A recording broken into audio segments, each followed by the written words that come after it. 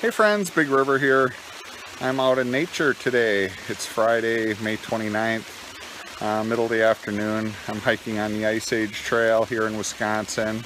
And after spending all this time in the deserts and out west, and I'm really enjoying being around all this nature. Just look at all this life around me.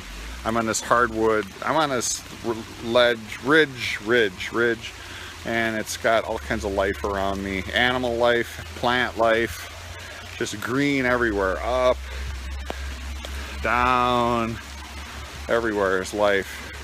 I had 2 deer cross my path within, like, I don't know, 30 feet, 2 does, and I said, "Hey ladies," and they looked at me and ran away.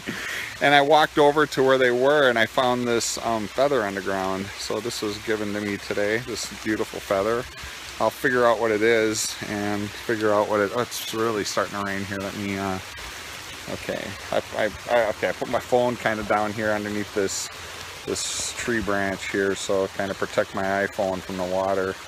Don't want to wreck my iPhone. I don't care about me getting wet. It's excellent out here.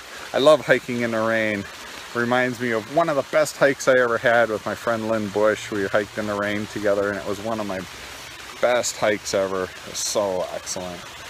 So hiking in the rain, in the woods, in nature, doesn't get any better than this. So I had an interesting week this week.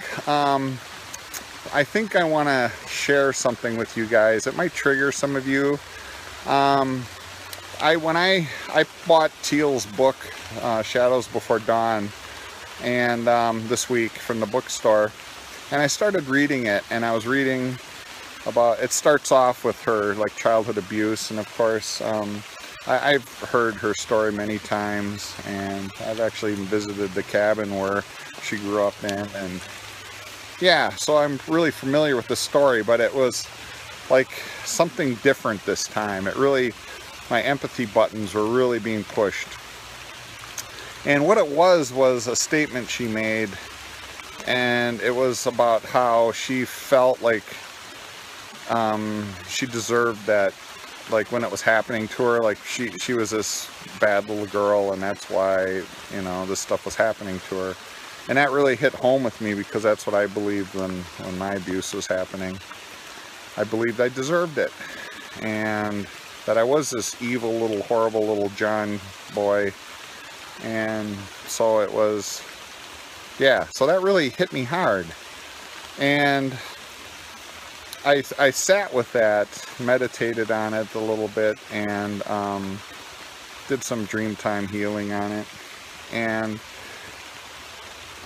I guess I think about, I've kind of recently undone some of my attraction points with, like, women. I was always attracting women like my mother so I could help them. And I realized that a lot of, I always felt I needed to protect these women, my friends, the women I love.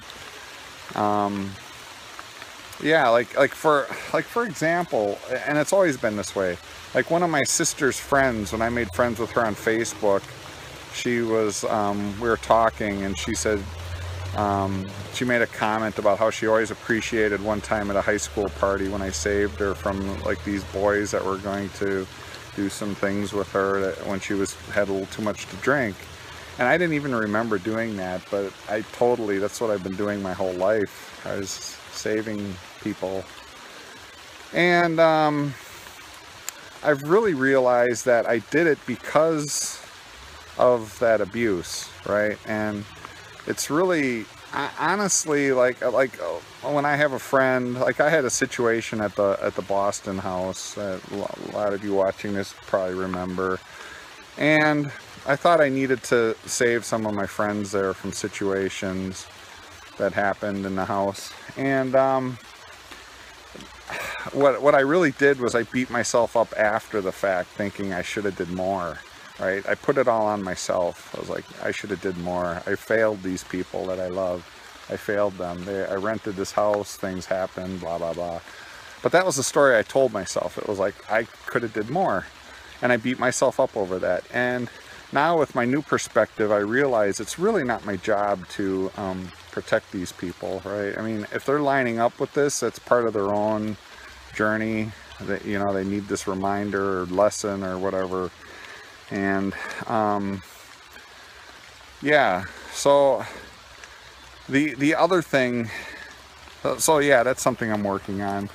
I guess maybe somebody else needs to hear that too. Because the one thing I always do is when I fall in love with somebody, I really work to keep them in their boundaries. And when I see other people not doing that, it really kind of pisses me off, right? And so that's something I always try to do, and I think other people that love each other should do the same. So I guess it's time I'm adding that in there too.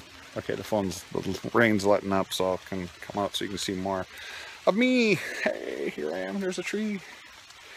And the other thing that it hit me was, I still, in my subconscious, like, believe that my abuse, even in the story I tell, like you've probably heard me say that abuse helped me become the person I am.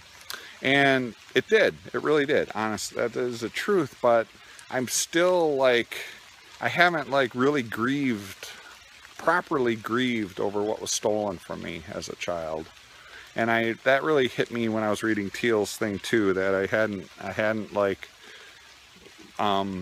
there's more for me to do. I've done some amazing work on this, obviously, but and I've really changed like what I'm manifesting because of it.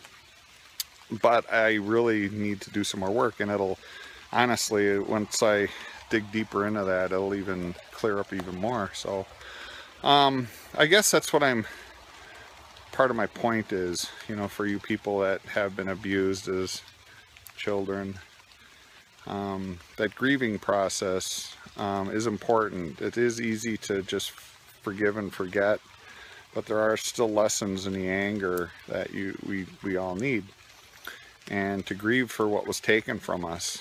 And I guess, you know, especially men, a lot of men don't talk about this kind of stuff. Women talk about it a lot more. So I guess if you're a man out here that's been abused, you know, you can always contact me. I'll talk with you. I can relate.